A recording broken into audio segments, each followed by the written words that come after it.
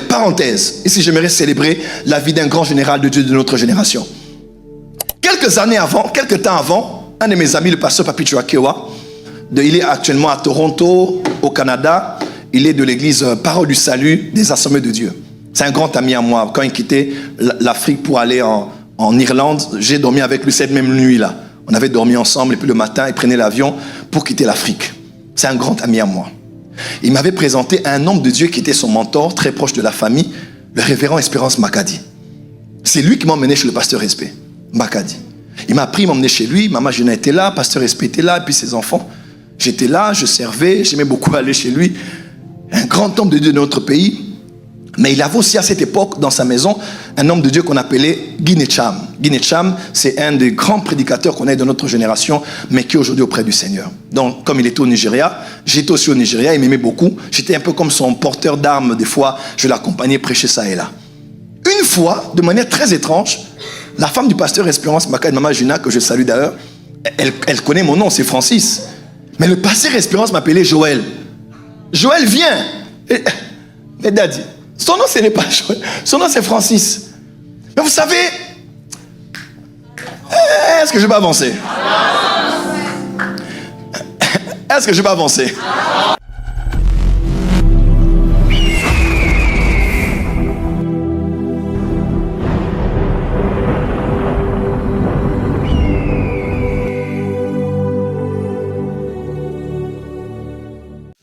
Témoignage connu par ceux qui m'ont déjà écouté. Un témoignage dont j'aimerais encore vous faire part avant de commencer. En 2004, par la grâce de Dieu, j'ai fait un peu moins d'une année d'études de missiologie. Il existe un centre à Kinshasa appelé Centre missionnaire de missiologie, appelé CUM en sigle, où plusieurs hommes et femmes, même du monde entier, viennent pour faire des études. Et là se donnent des cours sur la mission, la théologie de la mission. Lorsque je me suis converti, le premier ministère qui a été identifié sur moi a été le ministère d'évangéliste. Ainsi, au milieu d'une vingtaine de serviteurs de Dieu de la communauté à laquelle j'appartenais à l'époque, j'avais été aussi choisi. J'avais moins de 20 ans, mais on avait vu déjà en moi le feu de Dieu parce que plusieurs prophéties avaient été données à mon sujet. On m'a consacré évangéliste. Tous ceux qui étaient avec moi dans la vingtaine d'évangélistes qui faisaient partie de ceux qui étaient ordonnés, j'étais le plus jeune de tous. J'étais vraiment le cadet de la promotion. Alors, à cause du fardeau de la mission, à cause du fardeau de l'évangélisation du temps de la fin, j'avais parlé avec l'église et j'avais trouvé mieux de faire ces études-là, de la mission, de la missiologie. Car dans mon cœur bouillonnait ce désir de témoigner de Jésus-Christ. Car nous savons que l'enlèvement aura lieu, le jugement dernier aura lieu, la mort, le séjour des morts, le diable, ses anges, les impies, tous seront jetés dans le lac de feu. Et c'est ce qu'on appelle la seconde mort. Il fallait absolument apprendre comment aborder les âmes dans les milieux urbains ou ruraux.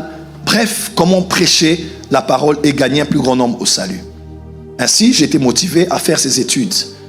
J'ai étudié, mais vu que à l'université, c'est un grand campus, nous avions un lieu une grande salle de prière. Il y avait les auditoires où on étudiait, les classes, et il y avait une grande bibliothèque. Il y avait aussi des dortoirs où certains étudiants, de loin ou de près, venaient pour se concentrer aux études tout au long de l'année académique. Et pendant une période, j'étais là pour faire les études et j'avais pris aussi une chambre et bref, je vivais pendant un moment à UPenn, qu'on appelle à Kinshasa, au centre missionnaire au centre universitaire de missiologie. À cette époque-là sortait l'album de Juanita Bynum, Behind the Veil. Et il y avait quelques missionnaires américains, c'était des blancs, qui étaient venus au Congo pour assister ceux qui prêchaient et partager des fascicules, des livres, tout ça, et les expériences de mission qu'ils avaient. Quelques-uns d'ailleurs d'entre eux portaient les noms congolais puisqu'ils venaient souvent annuellement là. Ils portaient des noms congolais, Luba, Swahili. C'était juste pour qu'ils s'identifient un peu plus à notre culture. Un jour, j'étais en train d'écouter la musique Behind the Veil de Juanita Bynum. Je venais de la bibliothèque. on faisait quelques travaux. Je suis allé dans notre chambre, dans ma chambre, là où je dormais. Je me rappelle, un frère qui est aujourd'hui à Londres m'avait offert un lecteur CD. À l'époque, là, les lecteurs CD, c'était très important. Un très beau lecteur CD. Il était un peu en bois, comme ça, bien designé. Et il me l'avait donné. Alors j'ai pris un CD, j'ai mis le CD et j'ai commencé à prier. Je priais. Et je me suis assoupi. Mes frères et sœurs, le monde spirituel est aussi réel que le monde naturel. Alors que je fermais mes yeux et je m'endormais, mes yeux physiques se fermaient, mais mes yeux spirituels s'ouvraient. Et hors de moi, de mon corps physique, je voyais la porte, la même porte physique. C'était comme une autre porte spirituelle, mais en parallèle à celle qui est physique, qui s'ouvrait. Je ne sais pas comment expliquer, mais je commence à croire qu'il y a un lien entre ce que nous avons physiquement et spirituellement. Et cette porte s'ouvrait et un être spirituel entrait par cette porte. Il était très grand de taille. Il avait porté ce que nous on appelle les vestes manches courtes, qu'on appelle les safaris chez nous, safari. Il avait ça, c'était gris. Il était très grand, d'une allure très solennelle. On dirait une forte lumière émanait de lui-même, qui était recouverte par l'enveloppe corporelle et charnelle dont il se revêtissait. Puisque c'est un être spirituel. Il avançait à ma direction et première impression, je sentais la présence de Jésus. Je sentais la présence de Dieu. Et j'avais la première impression, je croyais que c'était Jésus qui m'était apparu, comme il m'était apparu au Bénin, comme il m'était apparu un peu plus tôt. Je disais, ça doit être le Seigneur. C'est ainsi que j'ai compris, les anges, quand on voit Gabriel, Michael, le L, c'est le L de Elohim. Gabriel dit, je me tiens devant le Seigneur. Et puisqu'il se tient devant le Seigneur, Paul fait un commentaire nous concernant. Il dit, nous aussi le visage découvert, quand nous contemplons le Seigneur, nous sommes changés en la même image que lui. En fait, tu deviens comme celui que tu contemples. Et je crois qu'ils finissent par ressembler à Jésus parce qu'ils sont constamment devant sa présence. Et cet ange était en face de moi et j'étais en face de lui. Et à un moment, j'ai su, après avoir senti comme si c'était Jésus, j'ai su que c'était un ange. Il m'a regardé. Il m'a regardé. Et nous avons commencé à parler. Nous avons eu une conversation. Certaines choses que j'ai eu à dire sur Internet, d'autres, je n'ai pas le droit de le dire, ce sont des choses confidentielles. Mais c'est ce jour-là, c'est à l'issue de cette conversation que ma vie avait radicalement changé. Évangéliste, j'étais consacré, chrétien de nouveau quelques années avant, mais j'avais l'impression en moi qu'au-delà d'être consacré évangéliste, j'étais appelé au ministère prophétique. Je faisais des rêves où je voyais quelqu'un qui me présentait aux gens en disant, voici celui-là, c'est mon prophète. C'est mon prophète. Mais je ne comprenais pas au fait, le prophète là, c'était quoi? Moi, je ne savais que les pasteurs et les évangélistes. J'étais à peine converti. Il y avait de cela quelques années. Et c'est ce jour-là que j'ai su clairement, sans l'ombre d'un doute, que j'étais appelé véritablement au ministère prophétique. Il me pose la question et il me dit, quel est ton nom? Clairement, quel est ton nom? Un peu comme l'ange de l'Éternel a posé la question à Jacob, n'est-ce pas? Il a dit, quel est ton nom? Je m'appelle Francis Tatou, le nom de ma famille, né un certain 4 octobre en Allemagne à Bonn. J'ai reçu le prénom de Francis. Mais je répondais à l'ange en lui disant, je m'appelle Joël. Je m'appelle Joël. Comment? Je m'appelle Joël. Est-ce que je peux parler ici? Je m'appelle Joël.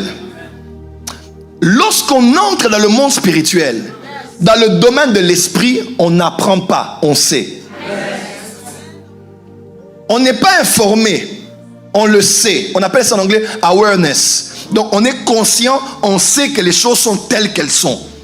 Quelqu'un est avec moi?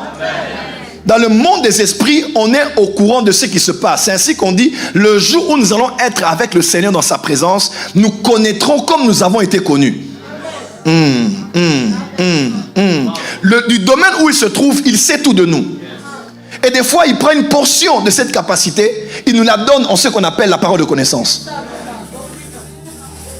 Quelqu'un m'entend? Et qui nous permet à nous de connaître les choses sur les gens sans avoir été informés de ce qui les concerne. Parce que la parole de connaissance est une portion de l'omniprésence de Dieu et de l'omniscience de Dieu attribuée à quelqu'un par le Saint-Esprit. Comment?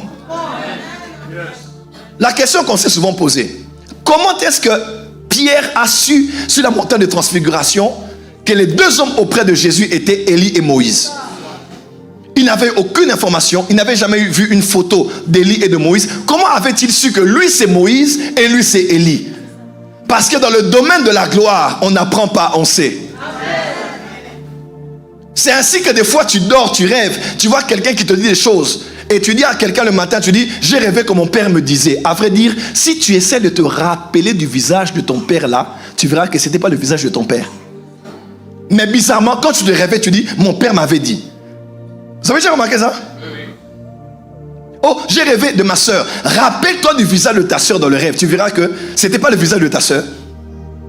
C'était peut-être un visage inconnu, mais tu savais que l'esprit avec qui j'étais en contact, c'était ma soeur. Je parle à quelqu'un qui comprend ce que je dis ici. Parce que dans le monde spirituel, on sait, on est au courant. Et je savais que je m'appelais Joël. Parenthèse, ici j'aimerais célébrer la vie d'un grand général de Dieu de notre génération. Quelques temps avant, un de mes amis, le pasteur Papi Chouakewa, il est actuellement à Toronto, au Canada. Il est de l'église Parole du Salut des Assemblées de Dieu. C'est un grand ami à moi. Quand il quittait l'Afrique pour aller en Irlande, j'ai dormi avec lui cette même nuit-là. On avait dormi ensemble et puis le matin, il prenait l'avion pour quitter l'Afrique. C'est un grand ami à moi. Il m'avait présenté un homme de Dieu qui était son mentor, très proche de la famille, le révérend Espérance Makadi. C'est lui qui m'a emmené chez le pasteur Espé, Makadi. Il m'a pris, il m'a emmené chez lui. Maman Juna était là, pasteur Espé était là, et puis ses enfants. J'étais là, je servais, j'aimais beaucoup aller chez lui. Un grand homme de Dieu de notre pays. Mais il avait aussi à cette époque, dans sa maison, un homme de Dieu qu'on appelait Guy Netcham. Guy Netcham, c'est un des grands prédicateurs qu'on a de notre génération, mais qui est aujourd'hui auprès du Seigneur. Donc, comme il était au Nigeria, j'étais aussi au Nigeria, il m'aimait beaucoup. J'étais un peu comme son porteur d'armes, des fois, je l'accompagnais prêcher ça et là.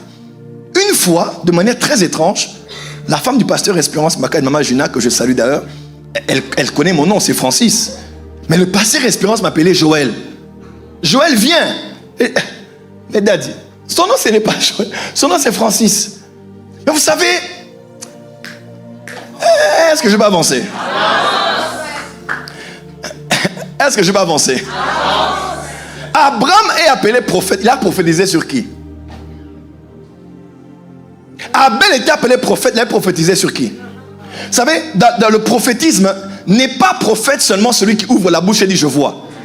Mais les prophètes ont une capacité de percevoir le futur au présent et de savoir s'aligner avec cela. Avant que je ne dise alors, j'avais entendu Joël de la bouche du pasteur Respect. Parce que c'était un homme tellement dans le monde spirituel qu'il avait capté mon nom avant que je ne le sache. Oh, tu n'as pas dit amen. Tu n'as pas dit amen là où tu es. Il m'a dit oui, tu t'appelles Joël. D'ailleurs, voici ce à quoi tu es appelé. À faire telle chose, telle chose, telle chose, telle chose, telle chose. Il m'a dit, je reviendrai à toi en telle période de ta vie. Il était revenu à moi quand j'étais au Burundi. Clairement, tel qu'il me l'avait dit. Et moi aussi, je lui ai posé la question. Je lui ai dit, mais toi, quel est ton nom? Oui, les parents de Samson demandaient, quel est ton nom? Afin que lorsque ça s'accomplira, qu'on puisse célébrer Dieu. L'ange m'a dit, je m'appelle Rouak. Rouak. Il m'a dit, je suis un ange d'autorité qui travaille auprès de ceux qui prophétisent. Il fait des anges des vents, des rouas, et ses serviteurs des flammes de feu. Et cet ange me faisait comprendre que ce n'était pas seulement un ange, mais c'était un ange des prophètes. Un ange qui travaille avec ceux qui prophétisent. Et pendant plusieurs années, jusqu'à ce jour, je sens sa présence. Bien que je sais qu'à une certaine année, il y a eu transition et on m'a donné d'autres types d'anges. Je le sais par la qualité de présence de Dieu que je sens actuellement. Ce n'est pas la même que je sentais ça fait quelques années. Vent, rouak, esprit, souffle. Il m'a dit, je travaille auprès de ceux qui prophétisent. Nous avons parlé et il s'en est allé. À peine je sentais de la vision. Une chose qui caractérisera toute véritable visitation divine, le Saint-Esprit t'emmènera dans les Écritures. Parce qu'aucune visitation divine peut faire office de doctrine. Non, ma visitation, tu peux ne pas croire en elle, mais croire en la parole de Dieu. Et le Saint-Esprit m'a dit, va lire le livre du prophète Joël. Parce que dans ton nom cristallise la mission et le mandat que Dieu t'a donné. Déjà, Joël veut dire Yoel. Yoel veut dire, c'est l'Éternel qui est Dieu. Ou l'Éternel est Dieu. Ou l'Éternel est Dieu vivant. Et c'est l'expression qu'on a entendue à cette époque-là. Quand le feu est tombé du ciel, Israël s'est prosterné en disant, c'est l'Éternel qui est Dieu. Ça veut dire Yoel. En d'autres termes, Dieu m'avait appelé un ministère de la démonstration de la puissance. Quand l'apostasie sera omniprésente au milieu du peuple de Dieu, il faudra que le feu descende par des signes, des prodiges et des miracles, afin qu'on sache que Jésus est Dieu et que la véritable adoration revienne. Je me permets d'en parler à la porte des cieux, puisque c'est important de vous rappeler devant qui vous vous trouvez exactement et ce à quoi Dieu nous appelle de manière corporative. Et c'est dans Joël que vous voyez, Joël 1, il parle de la repentance. Joël 2, on parle de l'armée, on parle de la restauration. Joël 2, à la fin, on parle de l'esprit qui allait être répandu, les fils et les filles qui allaient prophétiser. On parle des événements eschatologiques, météorologiques, n'est-ce pas? Climatiques. Et à la fin, dans Joël 3, on dit rêver les héros et préparer la guerre. La porte des cieux n'est pas une église de trop. La porte des cieux n'est pas une église de plus. Si Dieu t'a vraiment emmené ici, c'est parce que tu es dans un mandat. Tu es un héros que l'on doit réveiller. Tu es une héroïne que l'on doit réveiller, parce que Dieu prépare son armée dans cette guerre finale du bien et du mal, afin de prendre des âmes pour Jésus et de préparer l'église à l'enlèvement par son époux.